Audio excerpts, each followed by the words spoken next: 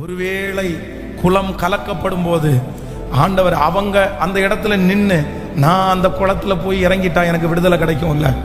இன்றைக்கு இந்த சத்தத்தை கேட்கிற ஒவ்வொரு பிள்ளைகளையும் பார்த்து ஆண்டவர் சொல்லுகிறார், உங்க கண்களுக்கு முன்பாக முயற்சி எடுக்கக்கூடாத நூற்றுக்கணக்கான காரணங்கள் இருக்கலாம், நூற்றுக்கணக்கான மனிதர்கள் இருக்கலாம், நூற்றுக்கணக்கான தடைகள் இருக்கலாம். நீங்க இந்த பிரச்சனையிலிருந்து வெளியே வர முடியாது என்கிறதற்காக உங்களுக்கு முன்பாக ஆயிரக்கணக்கான நெகட்டிவ் உங்களுக்கு முன்பாக வைக்கப்படலாம். எப்படி நீ முயற்சி எடுக்கிற? இப்படி நடந்துரும். நீ அங்க பாரு, இங்க பாரு, இந்த மனுஷனை பாரு, இது நடக்க போவது இல்லை, இது நடக்காது, அவர்கள் தான் ஜெயிக்க போறார்கள், நீ தோற்றுதான் போவ, நீ எடுக்கிற முயற்சி வீண், நீ அந்த இடத்துக்கு போகாத, உன்னுடைய பலத்தை நீ எதுக்கு நீ பிரயோஜனப்படுத்துற? வேண்டாம், நீ இங்கேயே இரு, நீ இந்த இடத்துல உட்கார்ந்து சாப்பிட்டுட்டு, இதுதான் உன்னுடைய தலையெழுத்து.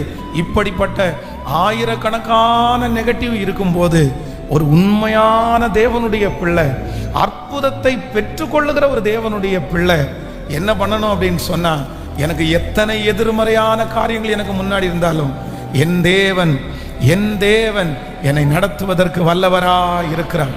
நீங்கள் எடுக்கிற முயற்சிகளை கர்த்தர் வாய்க்க பண்ணுவார். நீங்கள் எடுக்கிற முயற்சியை கர்த்தர் பார்க்கிறார். இத்தனை சூழ்நிலையின் மத்தியிலையும் நீங்கள் எடுக்கிற முயற்சி கர்த்தருக்கு தெரியும். கர்த்தர் சொல்லுகிறார், நிச்சயமாகவே முடிவு உண்டு. உன் நம்பிக்கை வீண் போவது இல்லை, உங்க நம்பிக்கை வீண் போவது இல்லை. உங்களுடைய முயற்சியை கனப்படுத்துகிற கர்த்தர் இருக்கிறார். உங்க முயற்சிகளை ஆமோதிக்கிற தேவன் இருக்கிறார்.